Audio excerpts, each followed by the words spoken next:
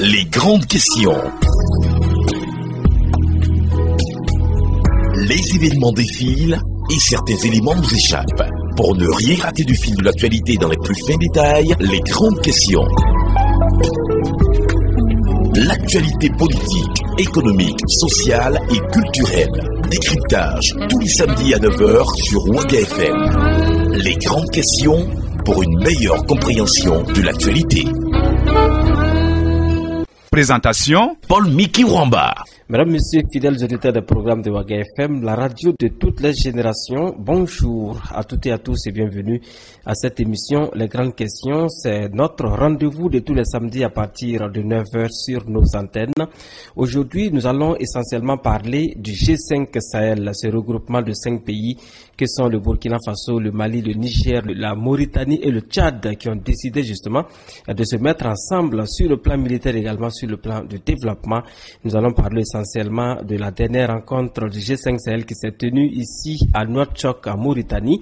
Et notre invité est monsieur Mikailou Sidibé. Il est expert infrastructure. Il a été également le président du comité d'organisation de la conférence de coordination des bailleurs de fonds du G5 Sahel. Monsieur Sidibé, bonjour. Bonjour. Merci d'avoir accepté notre invitation. Merci surtout d'être notre invité pour cette émission Les grandes questions que nous enregistrons cette semaine ici à Nouakchott en Mauritanie. Alors, les bailleurs de fonds du G5 Sahel se sont réunis justement le 6 décembre 2018 à Nouakchott. D'abord, dites-nous quel était l'objectif essentiel de cette conférence. Merci beaucoup. C'est également un honneur pour moi, en fait, d'être votre invité et un plaisir de pouvoir partager avec vous ce moment d'entretien et surtout d'expliquer, on va dire, un peu ce que le G5 fait. Donc, spécifiquement par rapport à cette conférence de coordination des partenaires et bailleurs de fonds, l'objectif était une levée de fonds pour le financement du programme d'investissement prioritaire du G5 Sahel qui se chiffre à 2 milliards d'euros environ. Et comme vous avez suivi aujourd'hui, je pense que la moisson a été bonne parce que ce besoin de financement a été intégralement couvert. Le besoin de financement intégralement couvert, on a vu justement des bailleurs de fonds qui se sont mobilisés à l'occasion de cette rencontre. Est-ce que vous pouvez nous faire le point du nombre de partenaires que le G5 Sahel a aujourd'hui et quelle est l'enveloppe mobilisée? Très bien. En termes de participation, effectivement, nous avons eu une mobilisation, on va dire, significative et également c'était un défi pour nous parce que c'est une première que nous organisons.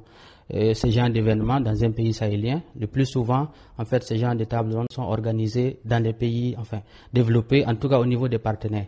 Et je pense que le défi a été relevé parce qu'en termes de participation, nous avons eu plus de 200 participants. Voilà, plus de la moitié, en fait, ce sont nos partenaires traditionnels, mais également des partenaires nouveaux. Et vraiment, c'est pour nous une satisfaction d'avoir pu mobiliser tous ces partenaires autour de nous aujourd'hui. Alors, une idée sur le montant des engagements financiers? Donc, je pense, comme vous avez dû suivre au niveau du communiqué final qui a été lu, nous sommes à 2,4 milliards d'euros. Et le montant du programme d'investissement prioritaire, c'était 2 milliards d'euros, avec déjà environ 13% de financement qui était identifié. Donc, le gap recherché, c'était de l'ordre de 1,7 milliard. Donc, en termes de couverture de ce besoin de financement, nous sommes à plus de 120%. Alors, une satisfaction donc pour la coordination du G5 Sahel. Aujourd'hui, il est surtout question de parler de développement parce que cette rencontre de Nouakchott avait pour objectif justement de lever les fonds pour le financement des projets de développement. Alors que de par le passé, quand on parle de G5 depuis sa création en 2014, on voit toujours le volet sécurité, le volet justement force conjointe. Est-ce que vous pouvez nous expliquer pourquoi on a désormais mis l'accent sur la question développement? Effectivement, les gens ont l'impression que, en fait, on a fait un braquage, en fait, pour nous orienter dorénavant vers la dimension développement. Et en fait, on peut dire que nous avons été un peu victimes de la communication au niveau du G5 Sahel et également en fait du contexte sécuritaire qui s'est beaucoup dégradé ces dernières années. Et donc, le volet sécuritaire a été beaucoup plus sollicité que le volet développement. Alors que le volet développement, étant donné qu'il contient un certain nombre de projets structurants, et avec des besoins de financement assez élevés, il fallait en fait mettre en place une bonne stratégie de mobilisation de financement. Et donc cette conférence que nous avons tenue aujourd'hui, en fait, elle a été préparée de longue date. Donc il y a eu beaucoup d'échéances et le document de base n'étant pas suffisamment prêt, et également en termes d'accompagnement, nous n'étions pas en fait rassurés en fait de la participation. Nous avons voulu prendre du temps pour nous préparer. Et il faut noter également qu'il y a un certain leadership qui s'est exprimé. L'année passée, courant 2017, la présidence était assurée par la République du Mali. On a mis beaucoup l'accent sur la mise en place de la force conjointe. Parce que comme vous savez, le contexte est dégradé à ce niveau-là. Donc il fallait rapidement mettre en place cette force qui est censée en fait sécuriser les zones où les actions de développement doivent en fait être mises en œuvre.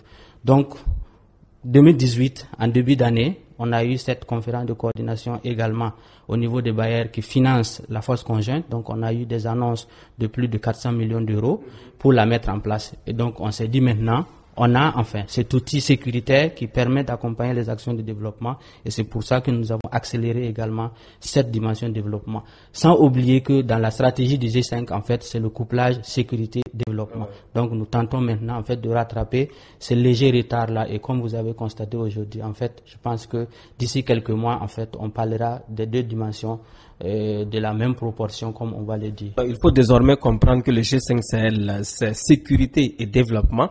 Alors, comment est-ce que vous justifiez justement ces deux mamelles qui vont ensemble, la sécurité et développement? D'aucuns diront qu'il n'y a pas de lien. C'est juste. En fait, à la création du G5 Sahel en 2014, lors justement de ce sommet des chefs d'État, ils ont confié en fait la tutelle du G5 Sahel au ministère en charge du développement dans les pays. Donc eux-mêmes, dans leur vision, en fait, c'était une organisation de développement, mais étant donné que les actions doivent en fait être mises en œuvre dans des zones qui ne sont pas sécurisées, il fallait avoir un bras sécuritaire. Donc ils ont créé ce qu'on appelle un comité de défense et de sécurité qui regroupe les chefs d'état-major des 5 pays, plus les responsables de police, c'est-à-dire les directeurs généraux de police nationale également. Et c'est ce comité en fait qui planifie toutes les actions qui sont dans le domaine de défense et sécurité.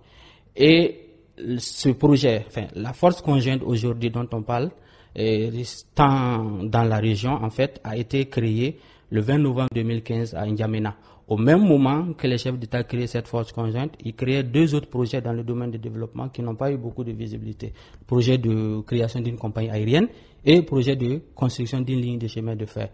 Donc, c'est là volontairement qu'on a en fait élaboré cette stratégie qui coupe les deux. Parce que comme vous savez, comme on l'a dit tantôt, il n'y a pas de sécurité sans développement et vice-versa. On est tenté de vous demander comment s'est fait le choix de ces 5 pays, le Burkina Faso, le Mali, le Niger, le Tchad et la Mauritanie. Alors pourquoi pas au-delà ou pourquoi pas en deçà de ces 5 pays? C'est vrai, souvent on nous pose ces genres de questions. Mais en fait, c'est des choix un peu stratégiques. Vous savez, les chefs d'État qui ont créé ces organisations sont membres aussi d'autres organisations qui vont au-delà du G5 Sahel. Oui. S'ils ont décidé en fait de se mettre ensemble, c'est qu'ils ont des objectifs communs. Donc on a des défis communs. Ils ont décidé en fait de mutualiser leurs moyens.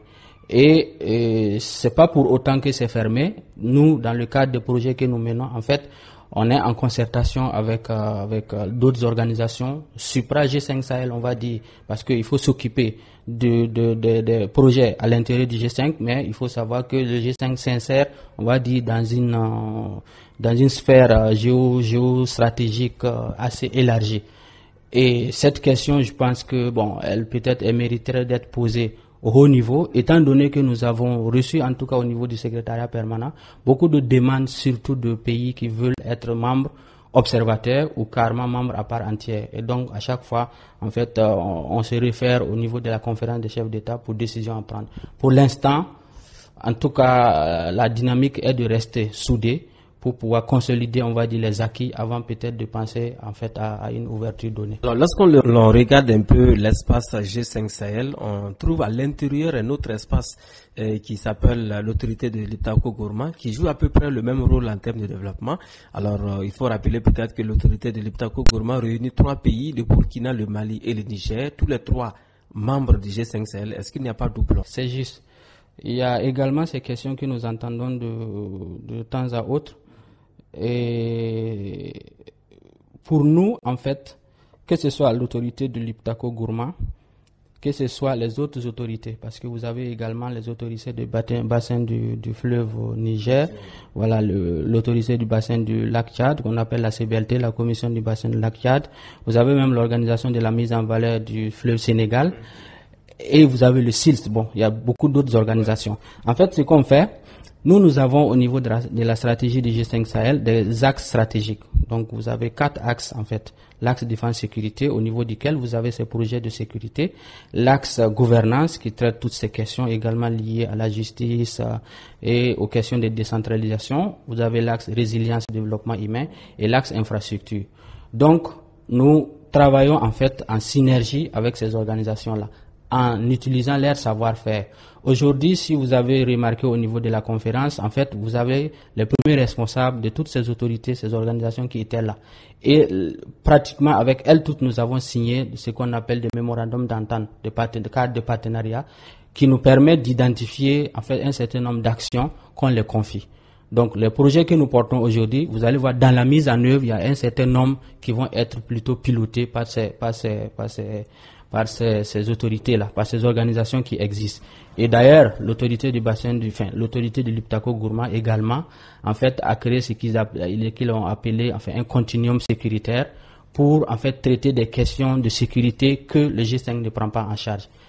Et enfin, ce qu'il faut noter à ce niveau, c'est que vous avez au niveau de la force conjointe un FISO au niveau du centre, dont le QG est à Niamey, et qui va en fait se coordonner, on va dire, avec l'autorité de l'Iptako Gourma pour les questions, on va dire, de sécurité intérieure. Donc vraiment, on travaille en synergie et puis vraiment en parfaite entente. Et le G5 bénéficiant, on va dire, de toute cette visibilité, ça nous permet en fait de tirer, on va dire, les autres également vers de l'avant. Mesdames, Messieurs, vous écoutez le programme de Waga FM, la radio de toutes les générations. Vous êtes à l'émission Les Grandes Questions. Notre invité de la semaine est Monsieur Mikailou Sidibé. Il est expert infrastructure au niveau du G5 Sahel. Il a également été le président du comité d'organisation de la conférence de coordination des partenaires et bailleurs de fonds du G5 Sahel qui s'est tenu le 6 décembre 2018 à Nouakchott, en Mauritanie. Alors, Monsieur Sidibé, justement, à marge de cette conférence, s'est tenue la veille, le 5 décembre 2018, une journée de la jeunesse du G5 Sahel. Alors, à quoi renvoie justement cette idée du secrétariat permanent? Effectivement, dans la stratégie du G5 Sahel, nous articulons nos projets autour de 4 axes stratégiques, mais on prend en compte ce qu'on appelle les questions transversales, c'est-à-dire la jeunesse, les femmes, les questions de changement climatique, etc. Et lorsque nous avons voulu organiser cette conférence, on s'est dit, bon, comme vous-même vous avez dit au début, le G5 n'est pas très bien connu. Ses actions ne sont pas très bien connues.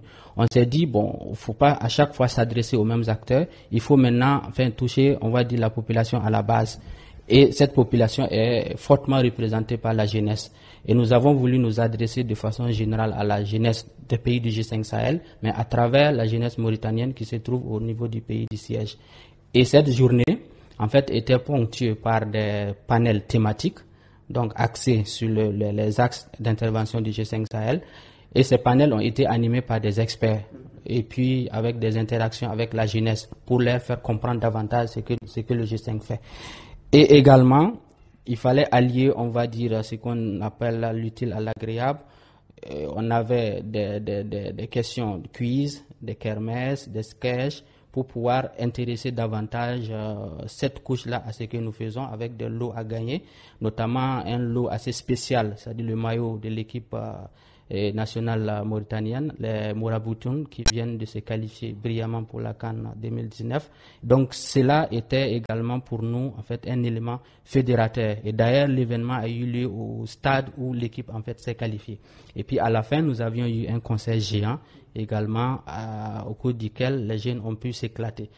Et ça a permis en fait de mettre, on va dire, Nouakchott un peu en alerte, que les populations sentent qu'il y a un événement qui arrive et qu'on soit dans une dynamique maintenant d'accompagnement dans les actions que nous allons mettre en œuvre à l'issue de cette conférence qui pour nous a été vraiment un succès aujourd'hui. Cette conférence dont vous parlez justement s'est tenue le 6 décembre 2018. Je rappelle aux auditeurs qu'il s'agit justement de cette conférence de coordination des partenaires et bailleurs de fonds du G5 Sahel. On le disait tantôt, près de 2 milliards d'euros justement qui ont été mobilisés de la part des bailleurs de fonds justement pour le financement d'un certain nombre de projets entrant dans le cadre de la mise en œuvre justement du G5 Sahel. Alors dites-nous, on va parler justement de ces projets, comment est-ce que vous pouvez les présenter, et parce qu'on nous parle d'une quarantaine de projets qui seront réalisés, et c'est quand même très ambitieux, même si l'on considère quand même que c'est 5 pays. Très bien. Après la création officielle du G5 Sahel, vous savez, comme je rappelais, c'était lors du sommet de février 2014. Par la suite, la convention de création a été signée le 19 décembre 2014. D'ailleurs, c'est une journée maintenant célébrée, journée G5 Sahel, dans les 5 pays, voilà, de manière diverse. Et après la mise en place des organes, la conférence des chefs d'État a instruit le secrétariat permanent d'élaborer une stratégie et de mettre en place un plan d'investissement. Et donc, le programme d'investissement prioritaire découle justement de cette stratégie-là, qui est articulée au niveau des 4 axes. Donc, les projets ont été retenus au niveau de ces 4 axes de manière participative avec les experts des pays. Quand vous prenez le premier axe, l'axe défense et sécurité, outre, vous avez la force conjointe qui est déjà, enfin, on va dire, sur orbite. Nous avons d'autres projets au niveau de cet axe-là qui vont accompagner les actions de développement. Vous avez un projet qui concerne la promotion de la sécurité civile. Vous savez, la force conjointe, c'est militaire. Mais de plus en plus, on constate qu'il faut qu'il y ait une complémentarité avec les autres forces de défense et de sécurité qui ne sont pas forcément militaires. Donc, il y a un projet qui s'adresse à ces forces-là. Ensuite, vous avez un projet qui concerne les déminages. Bon, c'est devenu maintenant récurrent. Ce qu'on constate, c'est une nouvelle stratégie des terroristes. Donc, nous avons développé un projet au niveau de ce secteur-là, de déminage-là, pour lequel déjà on a des partenaires. Comme aujourd'hui, vous avez eu le financement est couvert. Donc, incessamment, on va pouvoir déployer ce projet. Et puis, vous avez des projets de formation au niveau de l'axe défense-sécurité. On a un collège de défense ici. Si vous avez l'occasion, vous allez peut-être le visiter. On a déjà des stagiaires qui sont là des 5 pays. Donc, notamment également des stagiaires burkinabés. Vous avez ce qu'on appelle une plateforme de coopération en matière de sécurité qui permet de partager des renseignements à caractère opérationnel. Le deuxième axe gouvernance, vous avez des projets d'accès à la justice qui concernent les 5 pays. C'est un projet régional et vous aurez dans chacun des pays des composantes. Et vous avez un vaste projet de jeunesse, c'est-à-dire stratégie intégrée de la jeunesse, également dans cet axe. Et l'axe 3, c'est résilience, développement humain. Donc à ce niveau, c'est le pastoralisme, donc un projet régional d'appui au pastoralisme résilient. Un projet qui concerne tout ce qui est agriculture intelligente, donc par le système intelligent. Et également des projets qui concernent les femmes, parce que vraiment c'est une couche importante pour nous. Et enfin, l'axe infrastructure qui me concerne, vous avez 4, on va dire, programmes au niveau de l'axe infrastructure. Vous avez un programme de transport, et à ce niveau, on a un projet de compagnie aérienne, voilà, qui avance incessamment. Peut-être vous allez voir Air Sahel qui vole. Ensuite, vous avez un projet de chemin de fer pour lequel, naturellement, on a eu le financement aujourd'hui pour démarrer l'étude de faisabilité. On a des projets de route. Au niveau du Burkina, les routes qui sont concernées dans notre programme, c'est Djibo-Baraboulé. En fait, on intervient dans les zones frontalières. Donc, Djibo-Baraboulé, frontière du Mali. Nous avons Dori, Seba, Machakwali, Gaïri. Donc, cet axe également est inscrit dans notre programme d'investissement prioritaire. On avait d'autres axes, mais par la suite, on a vu que des financements sont identifiés. Ouaïguya, Djibo, jusqu'à Dori. Voilà. Donc, voilà les routes. Ensuite, on a des projets hydrauliques. Donc, aménagement en eau potable, aménagement hydro-agricole et également des ouvrages pastoraux. Donc, au niveau du Burkina, c'est le barrage de Bambakari, le barrage de Siligadji, toujours dans cette région du Sahel, et des aménagements hydro-agricoles dans les régions du centre-nord, du Sahel et du nord. Et des projets d'électrification. Dans le cas du plan Yélen du Burkina, nous avons des composantes qui concernent le G5 Sahel, qui concernent les zones frontalières, et enfin des projets de télécommunication. Dans le cas du backbone national au Burkina, la bretelle qui va desservir les zones frontalières Niger et Mali, cette bretelle est intégrée dans notre programme d'investissement prioritaire. Et heureusement, on a le financement, donc on prend attache avec les services pour démarrer incessamment ce projet. Et enfin, nous avons un projet qui concerne la suppression du roaming. Désormais, quand vous viendrez ici, vous pourrez appeler au Burkina sans, en fait, les surtaxes, comme on le dit, free roaming. dans 6 mois, en fait, ce projet sera vraiment une réalité. Les appels téléphoniques. Appels téléphoniques. Alors ici à Nouakchott, en Mauritanie, nous avons appris que la mise en œuvre des projets du G5 Sahel vont concerner prioritairement les populations qui résident dans les zones frontalières. Et pourquoi? Oui. Tout à l'heure, vous avez dit que vous avez demandé à comprendre comment en fait on se coordonne avec les autres. Vous avez des projets nationaux qui sont portés par des États et qui ont des financements, on va dire, de façon bilatérale avec des partenaires, qui n'ont pas besoin de passer par le G5 Sahel. Et également, il faut rappeler que dans la stratégie du G5 Sahel, on est parti du constat que les problèmes sont partis des zones frontalières, qui sont généralement éloignées des capitales, en tout cas des grandes villes. En dehors du Burkina, les 4 autres pays du G5 Sahel ont une superficie de plus d'1 million de kilomètres carrés. Donc, en général, ces zones-là ne sont pas vraiment occupées par l'État. Et c'est là-bas que les problèmes sont partis. Donc, on a dit le G5, pour être efficace, pour être utile, avoir une plus-value ajoutée, il faut traiter, en fait, les problèmes dans ces zones-là. Donc, c'est pour ça, en fait, le ciblage a été fait là-bas. Et c'est là-bas aussi que vivent souvent les populations déplacées, les populations, dues aux différentes attaques terroristes. Vous avez beaucoup de réfugiés. Donc, nous traitons vraiment ces zones difficiles et nous laissons maintenant les autres zones, on va dire, à la charge du gouvernement, pour nous concentrer là où, en fait, les actions doivent être efficaces, étant donné que nous avons ce bras sécuritaire qui doit pouvoir sécuriser les actions de développement dans ces zones-là. Alors, nous allons revenir un peu sur les différents projets. Vous avez cité justement les différents axes. Il y a un axe qui concerne justement les infrastructures. C'est bien votre domaine puisque vous êtes expert infrastructure du G5 Sahel. Et dans le domaine des infrastructures, il y a le transport. À l'intérieur du transport, vous nous avez parlé d'une compagnie de transport aérien de l'espace G5 Sahel qui va s'appeler certainement Air Sahel, que l'on verra bientôt dans les airs de notre espace commun. Alors, comment est-ce que cette compagnie a été créée? Où en est-on justement avec sa mise en œuvre déjà? Très bien. Le premier sommet ordinaire du G5 Sahel, comme je disais, vous avez eu 2 sommets extraordinaires, un en février 2014 et un en décembre 2014. Et en 2015, le premier sommet ordinaire a eu lieu à N'Djamena le 20 novembre 2015. Et au cours de ce sommet, les chefs d'État ont décidé de 4 grands projets. Donc, premier projet, c'est création d'une force conjointe du G5 Sahel, qui a par la suite connu son chemin. Deuxième, c'est création d'une école, en son temps, ils l'ont appelée école de guerre. C'est ça qui est devenu collège de défense du G5 Sahel aujourd'hui, qui forme des stagiaires. Qui est basé où? Qui est basé à Nouakchott, ici. Voilà, dont le transfert d'autorité même a eu lieu, il y a 2 jours de cela. Parce qu'à l'initiative, c'était une école mauritanienne que l'État de la Mauritanie a mis à la disposition du G5 Sahel. Et le troisième projet, c'est le projet de création d'une compagnie aérienne régionale. Et 5e et 4e, c'est le projet de la ligne de chemin de fer. Donc, après la décision des chefs d'État, il fallait passer à la phase opérationnelle, qui devrait passer par une étude de faisabilité. Et au niveau du secrétariat permanent, nous avons eu un financement de la Banque arabe pour le développement économique pour mener une étude de faisabilité. Et nous avons recruté, on va dire, le cabinet qui a en tout cas les compétences nécessaires pour faire ça. C'est l'AIATA, on peut la citer, l'Association internationale des transporteurs aériens. Elle nous a proposé 4 options de création de la compagnie. Et l'étude a été pilotée au niveau régional par un comité qui regroupe les directeurs généraux des agences nationales d'aviation civile dans chacun des pays et les directeurs des compagnies existantes qui ont composé avec un coordonnateur qui est le directeur général de l'Agence nationale de l'aviation civile de la Mauritanie. Le secrétariat permanent a assuré justement l'interface technique et également l'accompagnement. Et je peux vous citer ces 4 options. La première option, en fait, il s'agit de créer une structure de gouvernance qui va en fait piloter les compagnies aériennes existantes, faire en sorte que ces compagnies puissent desservir les 5 pays, puisque la préoccupation c'était que les pays ne sont pas desservis, voilà, que ce soit par la route ou de l'aérien. Donc la première option c'était ça.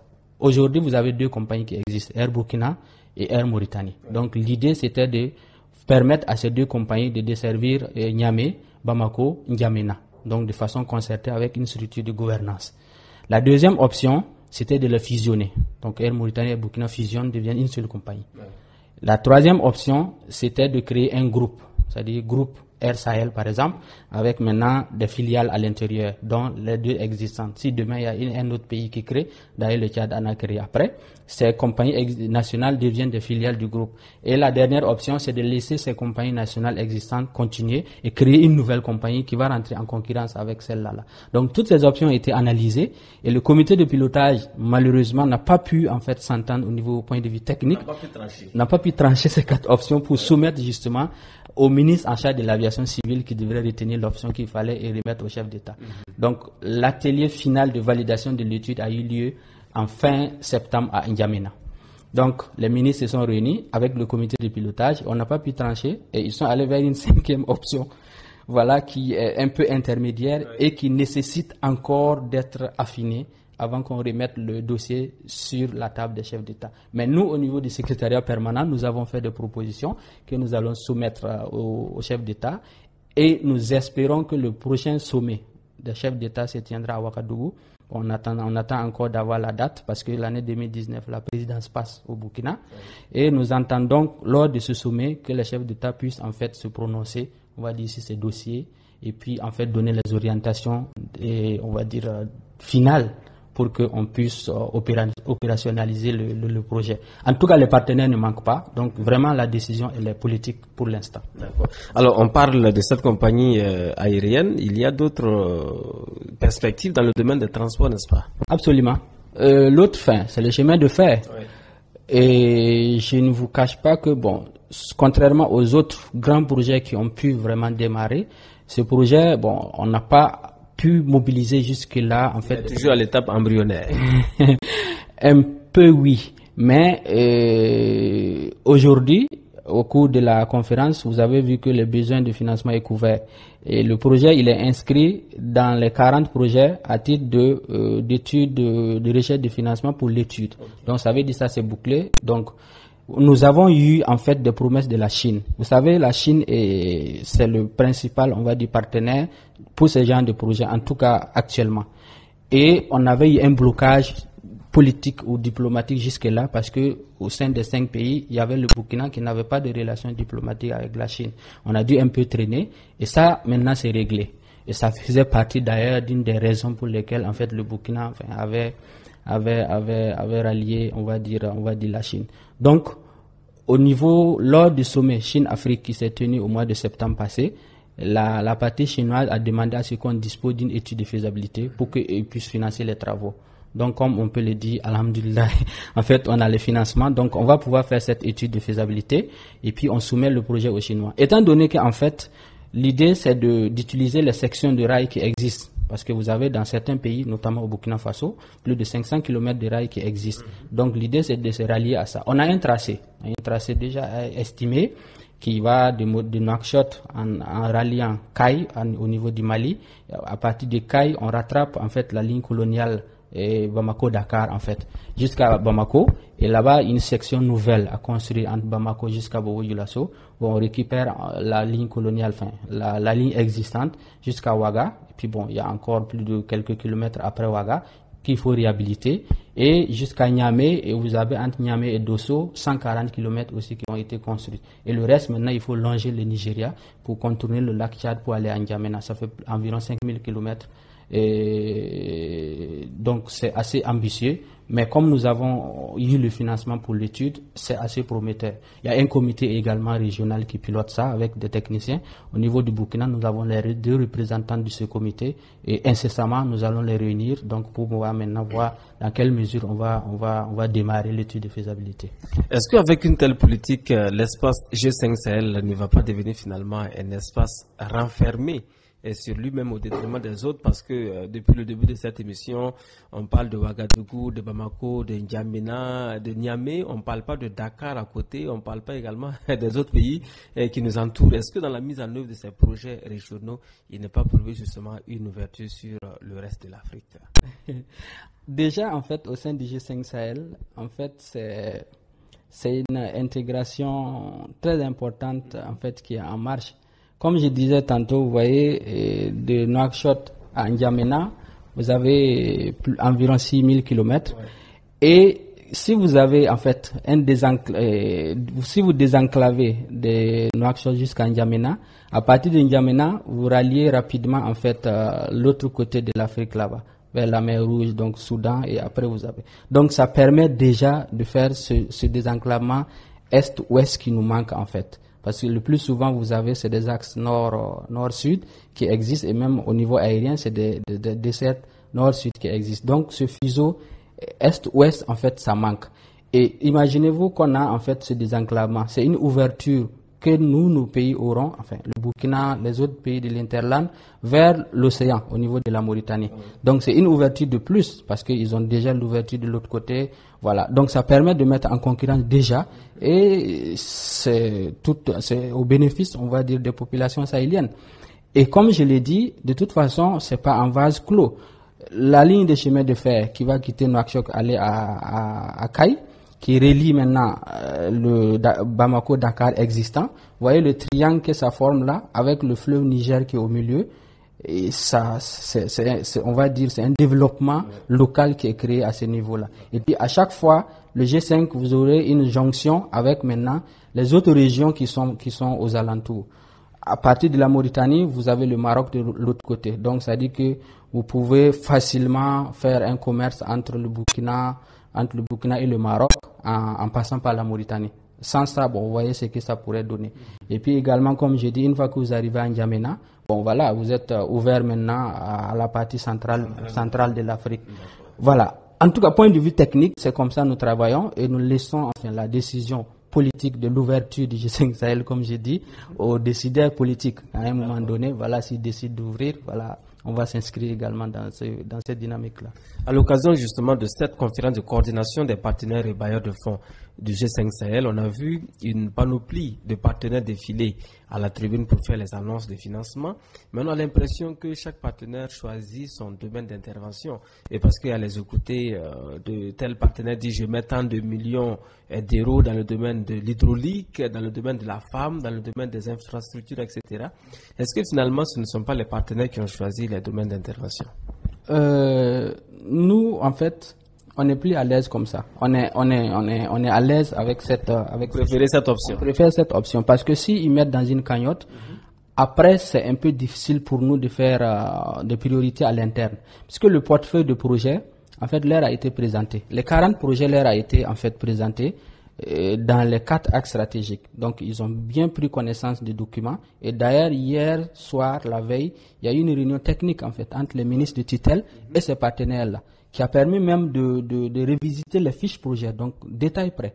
Et les partenaires ont, en fait, on va dire, chacun son domaine d'intervention. Vous avez les partenaires qui sont beaucoup plus sensibles aux questions, voilà, de la résilience, des questions de femmes, d'accès à la justice. Vous en avez d'autres qui sont plus sensibles sécurité, et d'autres gouvernance, la bonne gouvernance, tout ça, les questions de droit, etc. Et vous avez des partenaires qui s'intéressent aux infrastructures. Et même dans le cadre de la préparation de la conférence, c'est comme ça certains partenaires nous ont approchés. Ils nous ont dit, bon voilà, nous, voilà ce que nous voulons financer. Demandez aux autres si, voilà, ils n'ont pas de financement à proposer, nous on prend ça. Généralement, les partenaires arabes aiment les infrastructures. Donc quand vous avez remarqué aujourd'hui, on peut les citer. Vous avez la BADEA, vous avez le fonds de l'OPEP, etc. Et ils ont tous, en fait, donné le financement au niveau des infrastructures. Et nous, comme ça nous permet, comme on dit, de rattraper l'autre volet sécuritaire là, pour pouvoir, en termes de communication, revoir l'image, on va dire, du G5 Sahel. Et nous, à partir justement de ce tableau détaillé, c'est facile. Nous avons des projets proposés avec des montants et les partenaires ont annoncé des financements. Donc tout de suite, il faut actionner, on va dire, le mécanisme donc de mobilisation de ces annonces qui ont été faites, et puis maintenant passer à la phase mise en œuvre. C'est beaucoup plus facile pour nous d'avoir cette lisibilité-là que de donner dans une cagnotte commune où après, c'est difficile de savoir quelle part il faut attribuer à tel projet ou tel projet. On a constaté que le G5 Sahel s'intéresse à la question de la gouvernance. Ça peut être un peu nouveau. Les questions justement d'accès à la justice, comment est-ce qu'on peut justifier cette option du G5 Sahel? Est-ce que c'est un constat qui a fait que dans les pays, la question de l'accès à la justice est une problématique jamais réglée? Non, en fait, c'est parce que lorsqu'on a analysé les causes profondes, on va dire, de la situation que nous vivons, en fait, on s'est rendu compte qu'il y a beaucoup de facteurs qui sont liés surtout à la gouvernance. On ne va pas dire à la mauvaise gouvernance, mais en tout cas qui touchent à la gouvernance de façon globale. Et si le G5 veut s'attaquer à ces fléaux, on va dire de l'insécurité, étant donné que le problème de la gouvernance fait partie des causes, il faut quand même qu'on s'y intéresse. Et il y a beaucoup de partenaires qui s'intéressent à ces questions-là. L'accès à la justice. Vous voyez, le phénomène nouveau qui est apparu au niveau de la justice, qui a complexifié, c'est que dans les jeunes radicalisés et les terroristes, lorsque vous les appréhendez et vous les mettez dans le système classique de la justice, en fait, vous vous rendez compte que ça marche pas. Les juridictions ne sont pas adaptées. Et ces jeunes radicalisés au contact d'autres prisonniers classiques, en fait, créent d'autres phénomènes.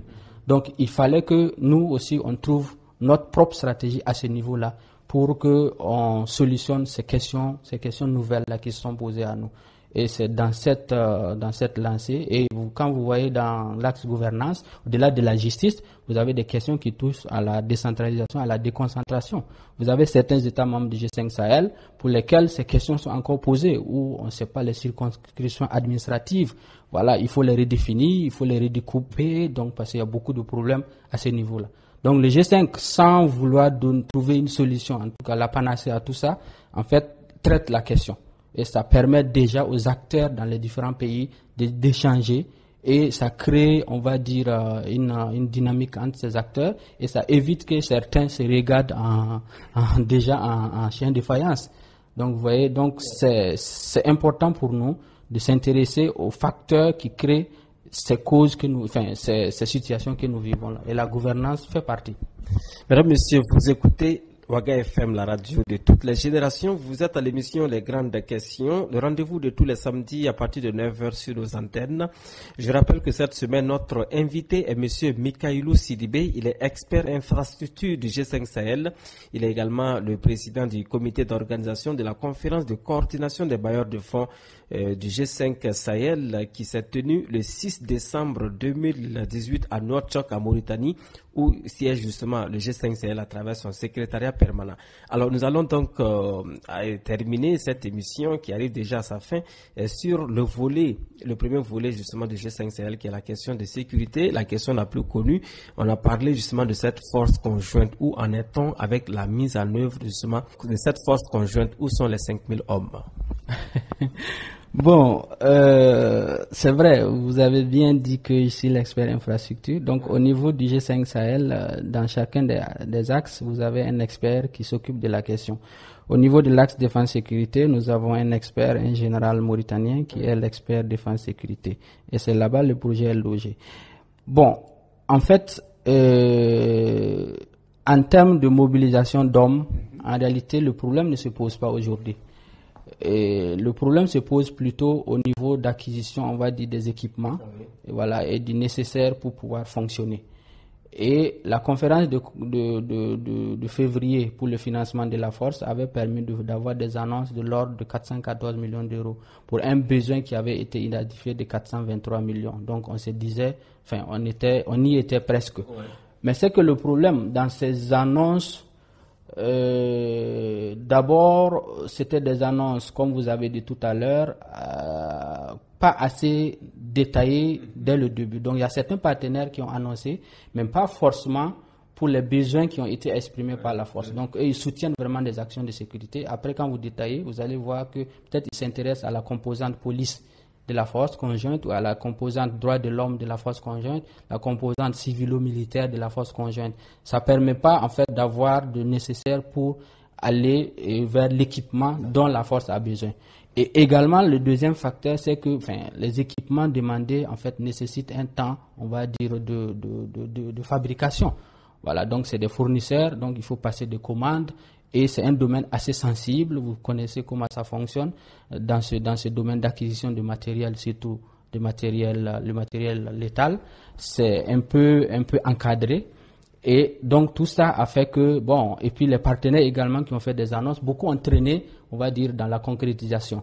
Et l'autre paramètre à prendre en compte, c'est que les pays du G5 Sahel ont voulu s'approprier, on va dire, des mécanismes de gestion de ces fonds qui avaient été annoncés. Donc, il y a eu la création d'un fonds fiduciaire au niveau du secrétariat permanent, avec un compte qui a été ouvert au niveau de la Banque centrale mauritanienne, où on a demandé aux partenaires justement d'enregistrer, on va dire, les annonces qui ont été faites pour permettre d'acquérir les équipements dans des délais assez raisonnables.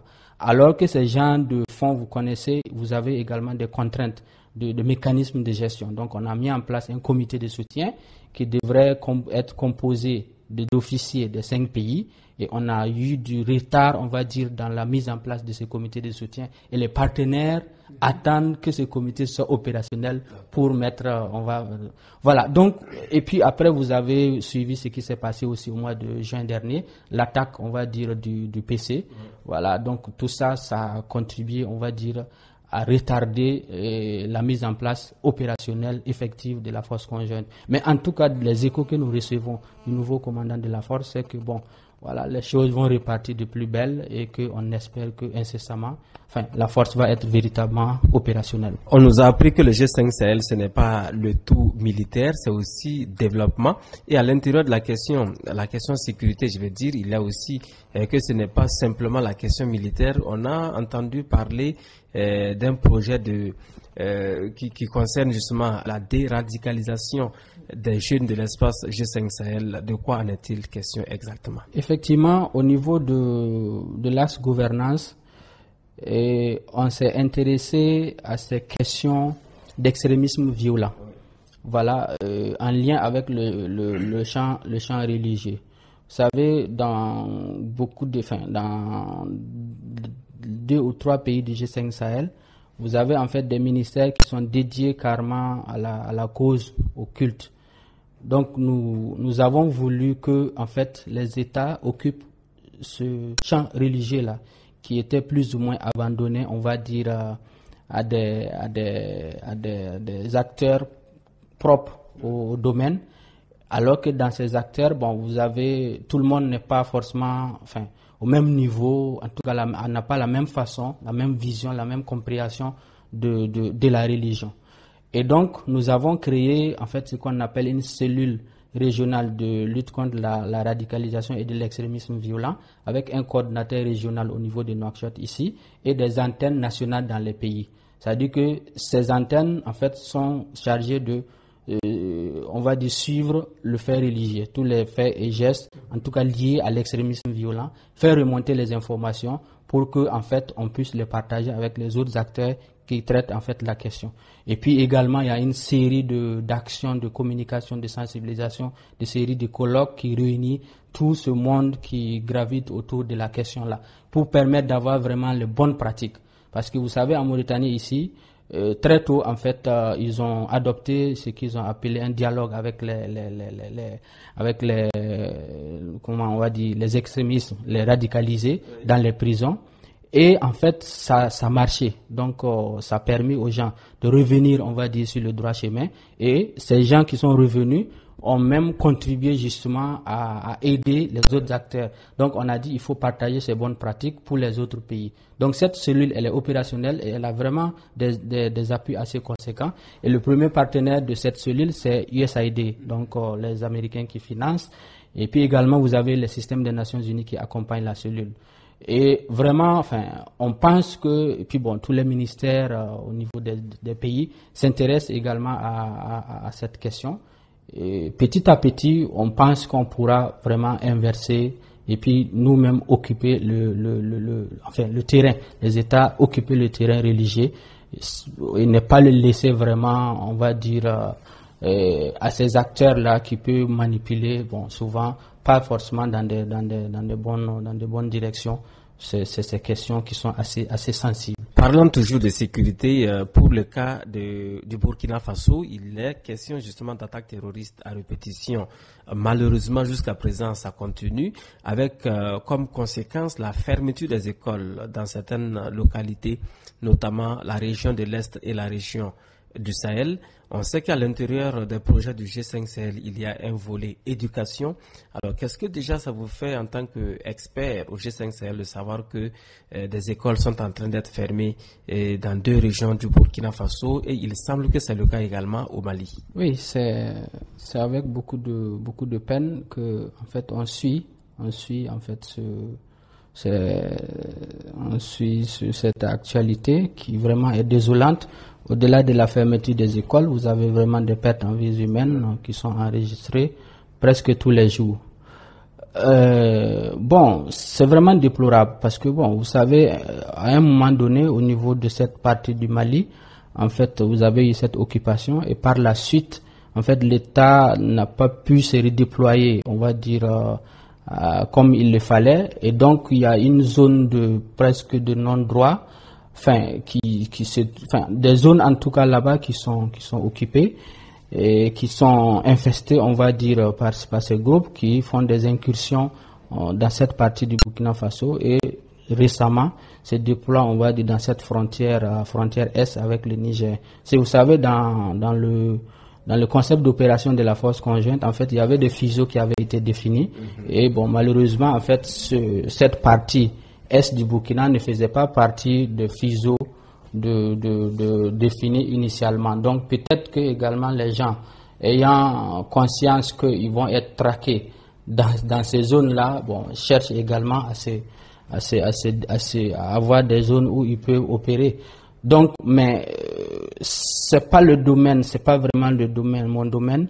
Et ces questions étant vraiment sensibles, je pense que c'est traité comme il le faut. Les résultats certainement vont arriver parce que c'est assez complexe, on va dire voilà ces questions-là. Ça serait peut-être la dernière question, Monsieur Sidibé. On sait que au sein du G5 Sahel, c'est quand même 5 pays: le Burkina Faso, le Mali, le Niger, le Tchad et la Mauritanie. Alors, plus particulièrement pour le cas du Burkina Faso, qu'est-ce que les populations burkinabées devraient s'attendre justement avec la mise en œuvre du G5 Sahel? Si on vous demandait en quelques mots de dire comment est-ce que le Burkina Faso pourrait être transformé avec la mise en œuvre des projets du G5 Sahel, quelle serait votre réponse? Je parle du Burkina parce que non seulement c'est mon pays, c'est également le vôtre. Je rappelle aux auditeurs que vous êtes un Burkinabé. Et puis bon, c'est certainement le pays que vous connaissez le mieux dans l'espace communautaire du G5 Sahel. Quelle est votre réponse? Absolument, je suis avant tout Burkinabé. Et je regarde, j'observe, j'écoute tout ce qui se passe là-bas au quotidien. Et bon, c'est avec beaucoup de peine également que bon voilà, je suis l'actualité dans cette partie-là. Et en fait, par rapport à ça, vous savez, comme je le disais tantôt, en 2019, le Burkina va assurer la présidence en exercice du G5 Sahel. Peut-être que les gens ne se sont pas suffisamment intéressés au G5 Sahel, étant donné qu'il y a eu moins de communication à ce niveau-là. Je pense bien que le passage de la présidence en exercice permettra de mettre beaucoup plus de lumière sur la question et permettra, on va dire, à la population de comprendre mieux le G5 Sahel et également dire que, comme vous avez constaté aujourd'hui, la conférence de coordination des partenaires qui a permis de mobiliser ce besoin de financement et dans ce portefeuille de projets, on a beaucoup de projets pour le Burkina Faso dans tous les 4 axes stratégiques et spécifiquement au niveau de l'axe infrastructure qui me concerne, comme je vous citais tantôt. Donc vous avez ces projets de transport qui vont bénéficier au Burkina Faso. Cette compagnie aérienne, si elle est créée, voilà, on ne sait pas pour l'instant les contours, mais voilà, le Burkina aura également sa part belle au sein. Et cette ligne de chemin de fer, une fois qu'elle sera construite, ça veut dire que le Burkina sera intégralement traversé, contrairement aux autres pays qui vont avoir des bouts de section, mais le Burkina va être traversé, on va dire, d'ouest en est pratiquement. Donc ça également, c'est à l'actif. Et quand vous voyez les routes que j'avais citées tantôt, cette route Djibo-Baraboulé, elle est importante parce que si elle est bitumée, ça évite ce qu'on constate souvent, ces engins improvisés qu'on met sous les routes en terre. Et puis également, le bitumage de Dori, Seba, en allant vers Machakwali Gaïri. Vous voyez comment ça va désenclaver cette zone. Au niveau de télécommunications, je vous disais qu'il y a la fibre optique qui est en train d'être posée et la bretelle qui va aller vers le Sahel va avoir le financement maintenant et on va pouvoir déployer ça pour que les gens puissent utiliser aussi les TIC à l'aise dans cette zone-là. Sans oublier les projets d'énergie. Nous allons rapidement identifier les localités qu'il faudra électrifier au niveau du Burkina Faso dans le cadre de ce financement que nous venons d'acquérir. Et les ouvrages hydrauliques également. Le barrage de Bambakari que j'ai cité tantôt, c'est un périmètre irrigué tout autour du barrage qu'on va aménager. Donc vous voyez les retombées qu'on aura à ce niveau-là. Et les autres axes également de résilience, de gouvernance, de sécurité. Il y aura aussi la part également que le Burkina Faso va bénéficier dans cette zone-là. Alors, Monsieur Mikailou Sidibé, je vous dis merci de vous être prêté à mes questions dans le cadre de cette émission, Les Grandes Questions, et je vous souhaite plein succès dans vos travaux ici au secrétariat permanent du G5 Sahel à Nouakchott en Mauritanie. Je vous remercie. Mesdames, Messieurs, c'est ici que s'arrête votre émission Les Grandes Questions. Je rappelle que notre invité était Monsieur Mikailou Sidibé. Il est expert infrastructure au G5 Sahel. Il a été le président du comité d'organisation de la conférence de coordination des partenaires et bailleurs de fonds du G5 Sahel. Merci à vous de nous avoir suivis de bout en bout. Rendez-vous la semaine prochaine avec un nouvel invité pour parler d'autres grandes questions d'actualité. Excellent week-end à toutes et à tous en compagnie des programmes de la radio de toutes les générations. Les Grandes Questions. Les événements défilent et certains éléments nous échappent. Pour ne rien rater du fil de l'actualité dans les plus fins détails, les grandes questions. L'actualité politique, économique, sociale et culturelle. Décryptage tous les samedis à 9h sur Waga FM. Les grandes questions pour une meilleure compréhension de l'actualité.